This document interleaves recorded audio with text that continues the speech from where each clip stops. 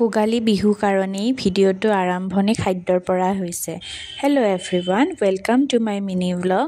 তো আজি হৈছে উৰুকা আৰু এয়া আমাৰ সন্ধিয়াৰ পৰাই মাছ ভজা আৰম্ভ হৈ গৈছিলে, কাৰণ কেইবাবিধো মাছ আছিলে আৰু গৰমে গৰমে খোৱাও পৰিৱেশন হৈ গৈছে। এটাৰ পিছত আন এটা জুইতে গোটেইখিনি আইটেম বনোৱা হৈছে, কাৰণ সদায় জুইত বনোৱা নহয় আৰু এসাঁজ জুইত বনোৱা খানা খালেও বহুত ভাল লাগে।